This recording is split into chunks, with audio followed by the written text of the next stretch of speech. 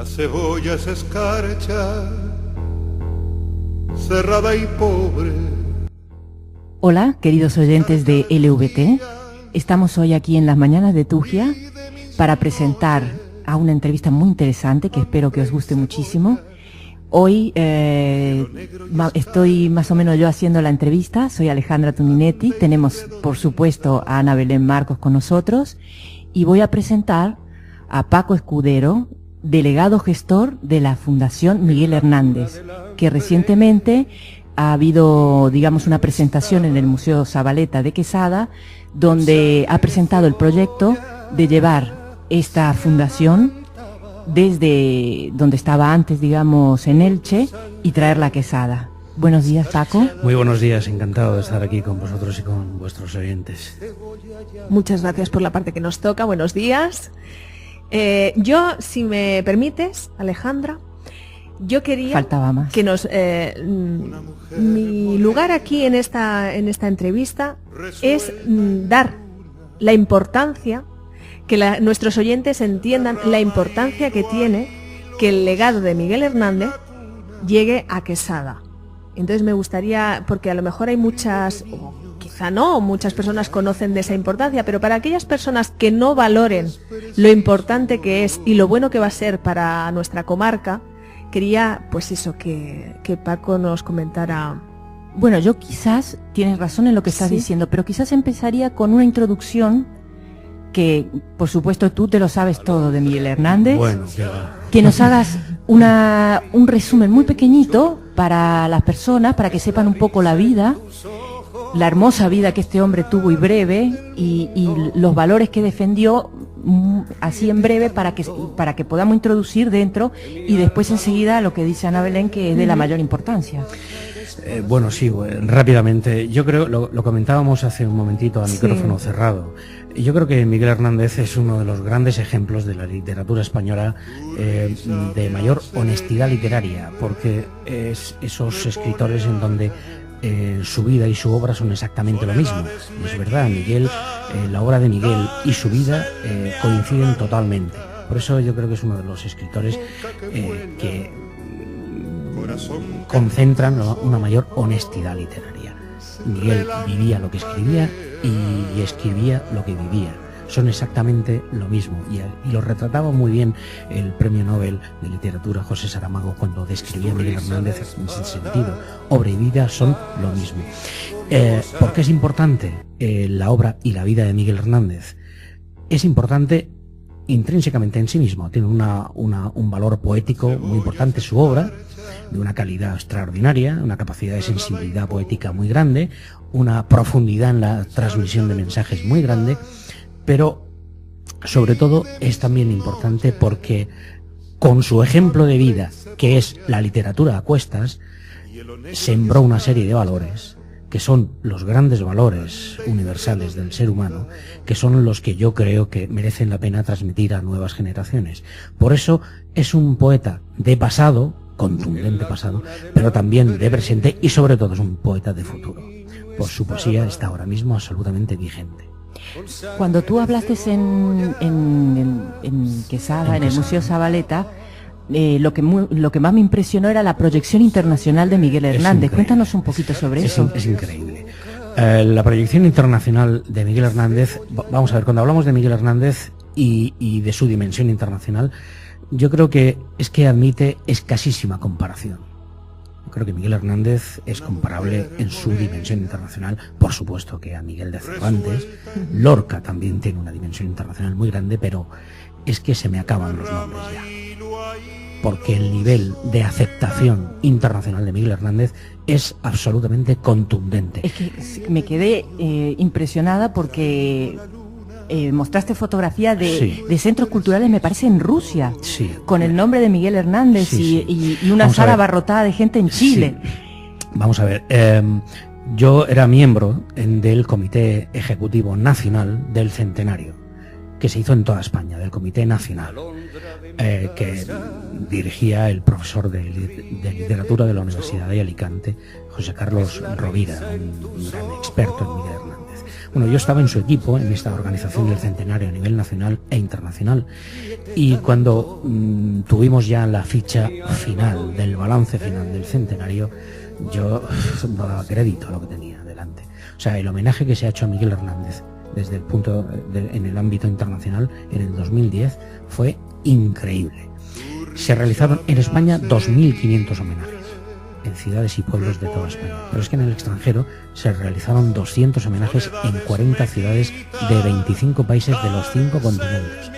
Y ahí pudimos ver algunas imágenes de carteles del homenaje, por ejemplo en Pekín, en China. Y a mí me llamaba mucho la atención de ver la cara de Miguel Hernández en un cartel escrito en chino. Claro. Porque era muy curioso, ¿no? Pero revela el calado de este poeta. Pero que se ha hecho homenajes a Miguel Hernández en Sydney, en Australia. Y lo decía de una manera un poco en broma. En Australia no saben ni dónde está España, pues se hizo un homenaje a Miguel Hernández en Tel Aviv, en El Cairo, en toda Europa, en Roma, en Burdeos, en París, en Londres, en Estocolmo, en Rusia, en Kharkiv, la fábrica ciudad, que Miguel escribió aquí un poema de la fábrica de ciudad describiendo la ciudad de Kharkiv cuando visitó la Unión Soviética en el 37, en el verano del 37. Se ha hecho homenajes también en Lima, en Buenos Aires, en Santiago de Chile. Veíamos esa fotografía que yo os mostré. Eso me dejó alucinada. Es una fotografía que hice yo mismo, porque yo estaba en ese homenaje. Yo di una conferencia sobre Miguel allí en el marco de la Feria del Libro chilena, y el inicio de esa semana de actividades culturales fue ese recibimiento creo que era un pabellón deportivo. Había 3.000 personas. Es que, claro, de ahí que quería yo destacar, ¿no? Claro. de hacerles entender a la gente que nos escucha lo importantísimo que es que el legado de Miguel Hernández esté aquí a nuestro lado, en Quesada. ¿Y por qué? ¿Por qué viene el legado de Miguel Hernández a Quesada? Paco, cuéntanoslo. Bueno, yo también lo decía en la conferencia. Miguel Hernández, por su propia naturaleza como escritor, es un poeta universal y como tal pues podía estar en cualquier sitio. En cualquier sitio. Y viendo ese homenaje internacional, comprendes que podría estar en cualquier sitio, perfectamente. Entonces, ¿por qué está aquí? Yo le dije a la familia hace ya tiempo que Miguel Hernández, como podía estar en cualquier sitio, debía estar en aquel sitio donde le quieran de verdad, donde le aprecien y apuesten por él de verdad, para ponerlo en valor. Por eso está aquí en Jaén. Primero porque es la tierra de su mujer, Josefina Manresa, como sabéis, era nacida en Quesada, ¿verdad? Además él tuvo muchas vivencias en Jaén. Claro, pero es que además la relación de Miguel Hernández con las tierras de Jaén no son ninguna tontería. Fueron escasas en el tiempo, fueron 4 meses, pero es que la vida de Miguel Hernández fue en sí misma muy escasa. Breve, es que murió con 31 años solamente. Sí. Lo que pasa es que es una vida muy intensa. Su estancia en Jaén, muy corta en el tiempo, pero muy intensa. Y estableció una relación afectiva con estas tierras. Su mujer era de Quesada, el contrae matrimonio en Orihuela, pero viene a Jaén a pasar la luna de miel. Aquí tiene unos días de descanso del frente. Él lo dice en alguna carta. Dice: he pasado en esos días de luna de miel, he pasado los mejores días de mi vida, los días más felices de mi vida, ¿no? Pero es que establece una relación literaria con estas tierras. Aquí en Jaén escribe poemas tan conocidos como Aceitunero, como Jornaleros, como Las Manos, crónicas periodísticas como La toma del santuario de la cabeza, de Andújar. ¿Y los niños yunteros? El niño yunteros también de esta época. Yo creo, no sé si fue escrito aquí en Jaén o bueno, en toda manera, forma parte de ese compendio de literatura social y de compromiso que es Viento del Pueblo. Sí. En su mayor parte escrita en Jaén, que es donde realmente, desarrolla esa literatura de compromiso que venía de antes y que siguió después de Jaén, siguió en Badajoz y siguió en Teruel, en fin, pero aquí establece una relación literaria muy importante y luego una relación cultural. Él viene aquí a hacerse cargo de las tareas de propaganda y de culturización a través del altavoz del Frente Sur, que está con sede en Jaén, en la calle Llana número 9. Con lo cual, pues no es una casualidad que esté en Jaén, es que hay unas razones de peso contundentes para que esté en Jaén. Pero bueno, salió de la Comunidad Valenciana, salió de Elche por unas circunstancias creo que ajenas a a la cultura, totalmente ajenas a la cultura. Después de 27 años de estar en los archivos, en el archivo histórico del Ayuntamiento de Elche, bueno, pues al final un cambio político precipitó que el legado tuviera que salir de allí por una ruptura unilateral. Por suerte nuestra. Convenio. Por suerte de Jaén. Por suerte nuestra. Evidentemente. Mira, Paco, ¿puedes explicar un poco en qué consiste el legado? Bueno, el legado, hablamos de que Miguel Hernández es que solo vivió 31 años y hablamos de años literarios, son 11 años, 12 años, desde que empezó a escribir, a publicar y hasta que ya dejó de escribir porque ya no podía. Aunque me consta que era una persona excepcional, digamos que era un sobredotado, un superdotado se diría hoy. Entonces, en 11, 12 años literarios estamos hablando de una vasta obra literaria, muy intensa. Era un hombre que además en continua evolución, aprendía muy rápido. Y uno de los valores que yo creo que son los que hay que divulgar es la capacidad de esfuerzo personal y el autodidactismo. Miguel Hernández no era un hombre, sus condiciones no le invitaban a ser el escritor que fue, pero sí era un pastor de cabras, con una formación académica escasísima. Cuéntanos de la historia del padre, que a mí vaya, eso me emocionó mucho. Sí, Miguel, siendo un chaval, bueno, nace en la calle San Juan, en el casco urbano, pero a los 4 años cambian de casa y se van a una casa que está lindando con la sierra. ¿Por qué? Porque necesitaban una casa un poco más amplia, con patio y con corral, porque su padre tenía un negocio era tratante de ganado, tenía ganado de cabras y de ovejas, en fin. Necesitaba un sitio por donde también sacar a la sierra las cabras. Y su padre quería que sus hijos, él y Miguel y su hermano Vicente, pues se dedicaran al negocio de la familia. A pastar las cabras, y luego a ordeñar las cabras y vender la leche, en fin. Pero Miguel desde el principio demostró un interés por la lectura, por el conocimiento, por culturizarse, desorbitado. Es que devoraba los libros. Y él no tenía libros, pero a sus amigos, su amigo Ramón Sigés, sí que era un hombre de una familia económicamente bien posicionada, pues sí le prestaba libros. Y el cura de la Catedral de Orihuela, ¿y qué hizo el padre? Luis Almarcha también le prestaba libros. Pero y él estuvo estudiando hasta los 15 años. A los 15 años su padre lo sacó del colegio, obligado.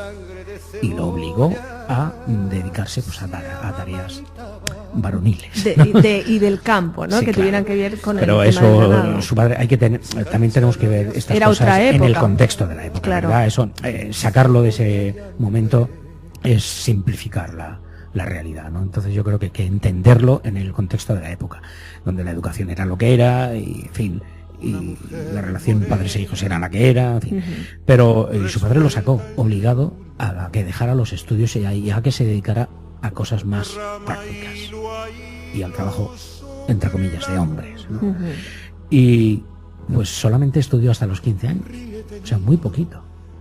Y sin embargo se formó como bueno, desde el punto de vista literario, de una manera absolutamente contundente. Bueno, creo, y perdona que te interrumpa, que después de terminar de estar con las cabras y con las ovejas, quedaba Sí. con su amigo Sí. y se reunían pues para Efectivamente. leer. Pero para... lo que decía, la anécdota que decía Alejandra sobre su vida, es que llama mucho la atención. Por eso el valor del Sí. esfuerzo personal y del autodidactismo tiene más valor en las circunstancias que ocurrieron a Miguel. Porque claro, Claro. su padre no le dejaba leer. Claro. Le obligaba al trabajo de pastoreo, punto y final. Y él desobedecía a su padre. Y él leía por la noche, a la luz de una vela, leía los libros. Y eso le costó más de un castigo, pero castigos de los de antes, no los de ahora, Sí. los de antes. Castigos verdaderamente duros. Y siguió leyendo, siguió culturizándose. Su padre no quería porque, claro, trasnochaba, se quedaba hasta las tantas leyendo y al día siguiente no sacaba el ganado. O sacaba el ganado y se le distraía, se le iban las cabras y las ovejas. Claro. Pero aún así, él se iba con el ganado y se solía sentarse en una cueva que hay, se ve desde la casa de Miguel Hernández, se ve una cueva que en Orihuela le llaman la cueva del canto foral, donde Miguel ahí se resguardaba del sol de la sierra y también a veces de la lluvia, ¿no? Y escribía y leía mientras que estaba en la sierra con el ganado, ¿no? Es que es una historia impresionante. A mí me ha enternecido mucho la Pero idea. yo lo hablo como... Es una historia que retrata cómo era la España de entonces. Claro, porque claro. mi padre, por ejemplo, que se ha criado en las Alpujarras, pues le pasaba lo mismo. Mi padre tenía que ir de noche para ir a sacarse el certificado de estudios primarios. Durante el día trabajaba ayudando a mis abuelos y por las noches se iba al colegio.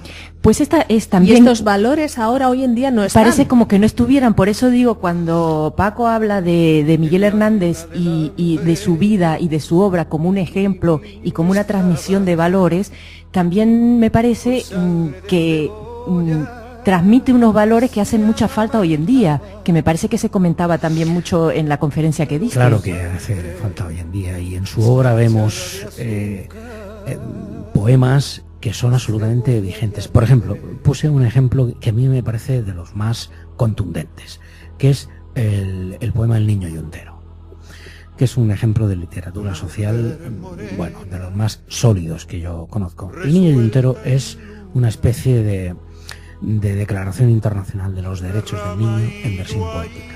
Es un canto contra la miseria y la explotación infantil, que yo me pregunto, ¿cuántos niños yunteros hay ahora mismo en el tercer mundo y en el primer mundo? En las barriadas, en las chabolas, ¿cuántos niños yunteros hay? Hay muchos, Es una poesía absolutamente vigente. Pues ya nos has dejado deberes. Nos toca, o te toca a ti o me tocará a mí, recitar Los niños yunteros en la radio para que nuestros oyentes también lo escuchen, compartan, ¿no? Lo compartan. Sí. Bueno, perdona que te interrumpa y volviendo, entonces el legado, porque de lo que habías es algo enorme el legado, porque me ha hablado... Sí, comentábamos que aunque estamos hablando de una vida muy breve y de un tiempo literario también escaso de 11 años, pero es muy intenso y además en continua evolución, porque Miguel era como una esponja, es que absorbía enseguida todo, lo asimilaba, lo adaptaba, luego evolucionaba con ello, iba continuamente cambiando, ¿no? Por eso hay en tan corto plazo pues hay una evolución muy rápida, y pasa de la literatura religiosa a la literatura amorosa, a la literatura de compromiso, a la literatura intimista, o sea, y muy rápidamente. Bueno, el legado, me preguntabas, pues el legado es muy variado, o sea, es un conjunto de elementos que conforman lo que dejó Miguel Hernández para la posteridad, que está compuesto por unos 5.600 elementos. Cuando hablo de elementos, ¿de qué hablo? Pues de varias categorías. Hay manuscritos de puño y letra de Miguel Hernández, poemas, otros mecanografiados, porque Miguel a veces tenía la mala costumbre, la buena costumbre de pasar a limpio cosas, pero la mala costumbre de el borrador inicial romperlo y tirarlo. Eso es una mala costumbre. Hemos conservado algunos, pero otros no, y es una lástima. Pues hay mecanografiados, manuscritos de poemas, hay también toda la correspondencia de Miguel Hernández, que es fundamentalmente con su esposa Josefina, pero también hay correspondencia de Miguel con otros poetas, Hay una carta a Lorca, a Neruda, a Vicente Alexandre, en fin, a Juan Ramón Jiménez.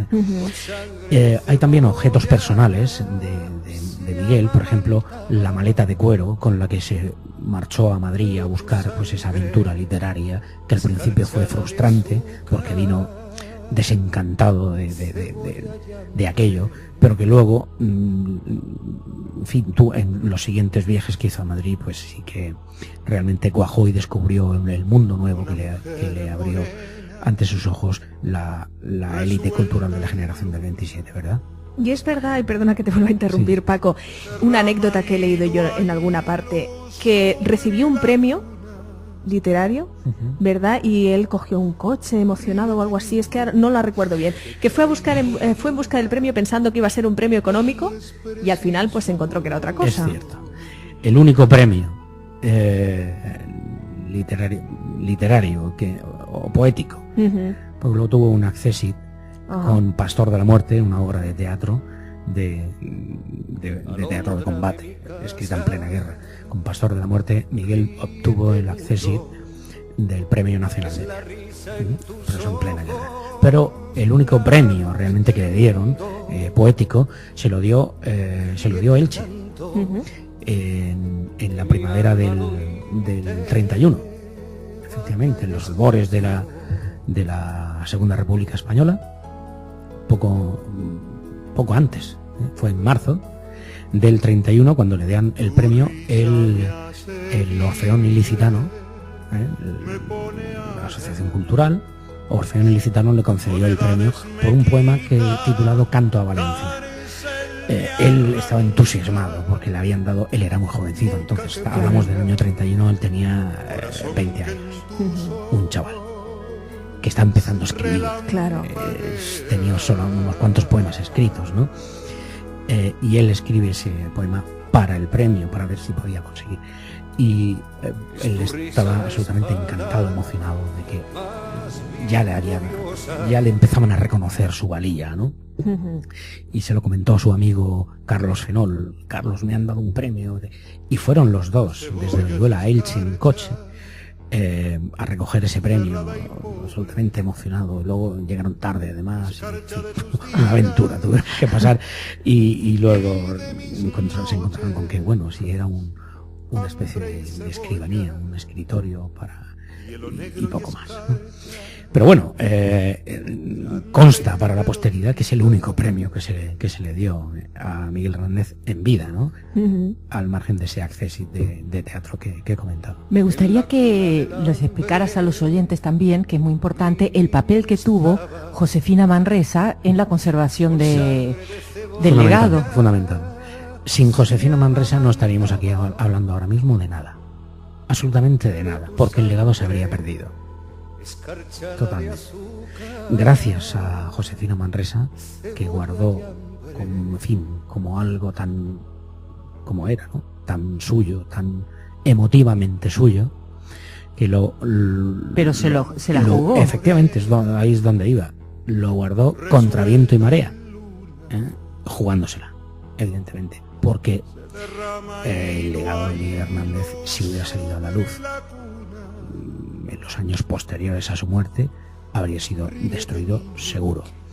Fue prevenida y bien aconsejada por su amigo, el Premio Nobel de Literatura Vicente Aleixandre, que la estuvo ayudando.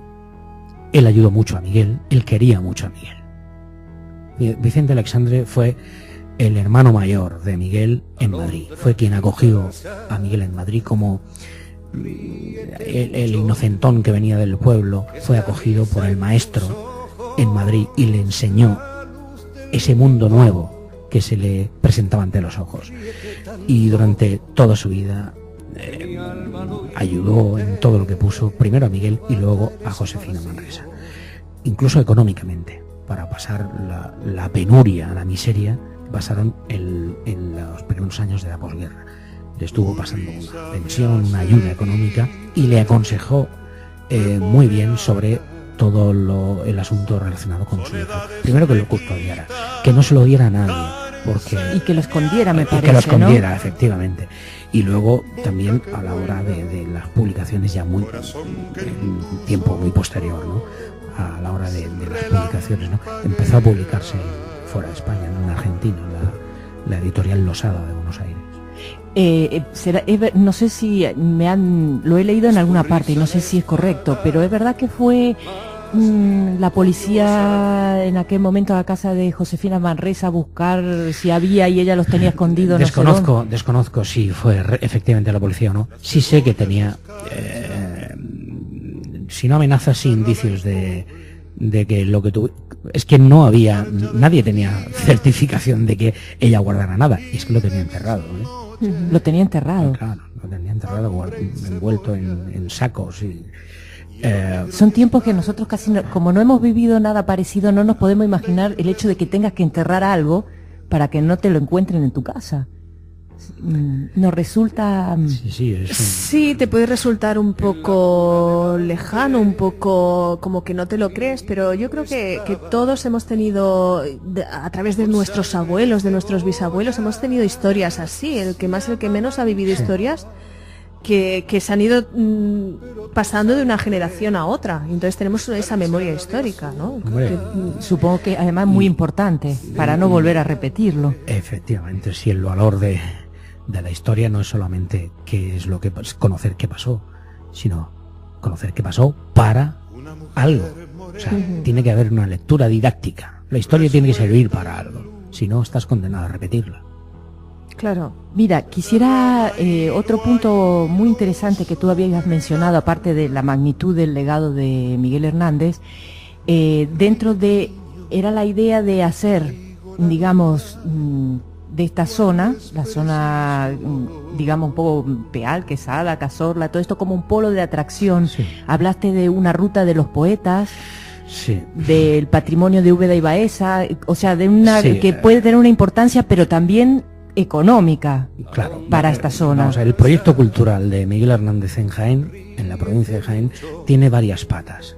Una de ellas es la dimensión investigadora, que va a tener su centro, en fin, como es natural, en Jaén, en el Instituto de Estudios Jienenses, que es donde está ahora mismo depositado el Quesado. ¿Por qué? Porque allí tienen las condiciones para fomentar el estudio, la investigación de la obra del poeta. Tienen también las condiciones idóneas para conservar los manuscritos a una temperatura concreta, una humedad, un nivel de humedad concreto. Pues hablamos de un material muy delicado.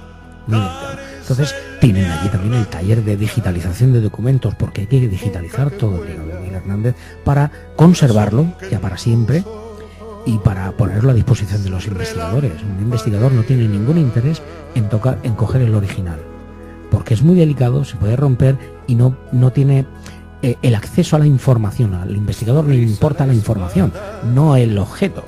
Claro. Y la información donde mejor se ve es un ordenador, que aumentas la pantalla o la disminuyes conforme te da la gana. O aumentas un sector, otra cosa. Entonces le interesa el contenido. Para eso hay que digitalizarlo y meterlo en un ordenador. Entonces esa pata, esa dimensión investigadora va a estar centrada en Jaén. Luego tiene una dimensión didáctica, que es el proyecto didáctico que vamos, por cierto, a empezar a aplicar ya a partir de este próximo lunes en Quesada, en los colegios. Es un proyecto didáctico para introducir al poeta en la escuela, en los niños, porque todo esto tiene sentido si los niños se empapan del poeta, porque son la garantía de la continuidad. Claro. La garantía de la continuidad. Y es un proyecto didáctico diverso, donde va a haber una lección educativa sobre Miguel Hernández con unas imágenes del poeta en cómic. El poeta pastor. Sí. También un tratamiento de poemas en clase para que con el profesor trabajen los poemas, los reciten, los trabajen. Luego también habrá un taller de dibujo con una pintora basado en los dibujos que Miguel hacía, dibujaba en las cartas y en los poemas. Hay cantidad de poemas y de cartas en donde los márgenes están dibujados. Dibuja animales, dibuja... Sí, en unos dibujos muy tiernos, sus ilustraciones, sí, ¿no? Sí. Entonces, y luego también habrá una sesión de cine, que proyectaremos en realidad es una obra de teatro, pero que está grabada en cine, sobre la biografía de Miguel Hernández contada para los niños, ¿no? Y bueno, todo eso es el programa didáctico, que nuestra intención es que pues pueda rodar cuanto más mejor por toda la provincia de Jaén. Una dimensión investigadora, una dimensión didáctica, tiene también una dimensión cultural. Vamos a hacer cosas, recitales, música, teatro, en torno a la obra de Miguel Hernández, y publicaciones, tanto de reediciones de la obra de Miguel como estudios sobre la obra de Miguel, y luego una cuarta dimensión, una cuarta pata de la silla, que es el turismo cultural, el turismo literario. Yo creo que en este sentido aquí tenemos que aprovechar, es mi opinión personal, todo esto se tiene tiene que rodar, ¿no? Pero yo creo que toda esta zona puede desarrollar un enclave cultural muy importante. Tenemos muy cerquita a los enclaves patrimonio de la UNESCO de Úbeda y de Baeza, con un patrimonio monumental muy importante. Tenemos además un turismo natural, de senderismo en Cazorla, de toda la sierra de Cazorla, muy importante, donde vienen personas de todos sitios, sí. de todos sitios. Sí, el Parque Natural de Cazorla. Claro, entonces eso hay que casarlo con una nueva oferta cultural afincada en Quesada, pero con influencia en toda, en Peal, en toda esta zona, basada en el Museo Zabaleta, el futuro Museo Miguel Hernández y Josefina Manresa y las pinturas rupestres que también hay ahí. Con lo cual, crear 3 enclaves de turismo monumental, literario y natural, que yo creo que pueden hacer toda esta zona, pues consolidarla como un atractivo turístico muy, muy importante. Y eso es que venga gente, y eso es reactivación económica. Que sea una digamos una alternativa al turismo de playa y claro, porque claro, pienso que, y además tenemos cerca Granada. Estabas hablando de una ruta de los poetas. Sí, eso es un proyecto más ambicioso, y es un proyecto en el que necesariamente tiene que implicarse la Junta de Andalucía. Es crear una ruta de los poetas. ¿Por qué? Porque es una manera de poner de manifiesto la enorme importancia de Andalucía en la riqueza de las letras españolas. Tenemos enclaves poéticos para desarrollar un turismo literario en Baeza con Antonio Machado, en Jaén y en Quesada con Miguel Hernández. Tenemos a Rafael Alberti en Cádiz. Tenemos en Sevilla también a Vicente Alexandre. Tenemos, en fin, a Juan Ramón Jiménez, en Huelva, o sea, a Lorca en Granada, Lorca en Granada, es una riqueza, o sea, es que vayas importante. por donde vayas, hay referencias de primera fila. Eso, por sí solo, individualmente, tiene una influencia, creo que más, un impacto menor que si se hace un proyecto de conjunto. Que si se potencia, un claro. proyecto de conjunto, la ruta de los poetas por Andalucía. Es una manera de poner de manifiesto, insisto, la gran importancia de Andalucía, la contribución de Andalucía a la riqueza de las letras españolas. Bueno, pues yo creo que tenemos que agradecer muchísimo tu capacidad de comunicación, porque además sé que has sido periodista. Sí, y lo profesor soy. Eres periodista y profesor. Uno no deja nunca de ser periodista. Y profesor de Y periodismo profesor también. de periodismo, sí, Bueno, la pues universidad. Es todo un maestro. Sí. Yo cuando me he enterado me he quedado muy chiquitita, ¿eh? Y yo. Pues te agradecemos muchísimo de hayas- maestro nada, el que se siente ya maestro con la tarea terminada, creo que tiene todo por aprender aún. Bueno, Es verdad. la humildad es una de las características también de Miguel Hernández, la sencillez, el valor de la sencillez y de la humildad. Eso son estos valores que comentábamos al principio, los que yo creo que merecen la pena. Hemos hablado, inculcar sobre sí. todo a los niños, el valor de el esfuerzo. Las cosas cuestan. Hay que trabajar duro para conseguirlas, pero luego hay que valorar la sencillez, la humildad de trato. Todo eso hay que ponerlo en valor, porque es que esta crisis se lo lleva todo por delante, no solo la economía, es que los valores también se los lleva. Y además No, es que señor. un poco la crisis ha sido un poco el resultado de una falta de valores. Tanto yo digo en España como digo en Italia, como Sí. donde ha habido estas a crisis. nivel mundial. Es un resultado de una falta de valores que ha llevado un poco a esto que tenemos ahora, ¿no? Yo quisiera así escarbar un poquito, aunque nos explicabas que Miguel Hernández, vida y obra están unidos, que no hay una separación. ¿Cómo era Miguel Hernández como marido? ¿Qué historia de amor tuvieron? Yo es que soy más sensacionalista. Sí. Miguel era un hombre muy apasionado. Era incluso a veces inocentemente apasionado. Y era bastante guapo, ¿eh? Bueno, Vamos a ver. Era un hombre muy de la tierra, un hombre muy con la inocencia y naturalidad del campo. Lo retrataba también así muy bien Carmen Conde, la escritora de Cartagena, también muy amiga de Miguel. Ella también quería mucho a Miguel Hernández y lo hablaba muchas veces de él en esos términos. El poeta de la luz, de la tierra, que transmitía el olor del campo. Es verdad, ¿no? Entonces era un hombre muy apasionado, con lo bueno y malo que tiene eso. Lo bueno y malo que tiene eso. Era un hombre visceral, y se notan sus cartas cuando le insiste a Lorca: te he enviado unos poemas y no me respondes, y está molesto porque Perito en Luna, su primer libro poético, no ha tenido el eco que él esperaba y se impacienta, y Federico García Lorca le para los pies y le dice: tranquilo, que esto es una carrera de fondo, pero él quiere, es todo ímpetu, todo pasión, todo. Y eso a veces es muy bueno y a veces es malo. Pero no sé, me preguntabas un poco cómo era. Sí, cómo era. Cómo se enamoró de Josefina Manresa, porque las cartas son muy apasionadas, ¿no? Sí, Muy por eso como era un hombre muy claro. apasionado, se nota en sus cartas, ¿no? El trato tan afectivo que transmiten las cartas hacia Josefina. Nenica mía, enseguida voy a verte. Sal, cuando estaba en la cárcel, hay una carta, no recuerdo bien exactamente los términos, pero ten confianza que pronto saldré de aquí. Tú ve a la estación todos los días y espera a los trenes, ver pasar los trenes, en alguno de ellos estaré yo. En fin, son unas cosas, los dibujos que le hace en las propias cartas, ¿no? En fin, yo creo que era un hombre muy, muy apasionado. Creo que el mundo le venía pequeño. Tenía una voracidad de conocimiento, de saber, de conocer, de ver cosas nuevas. Yo creo que muy grande.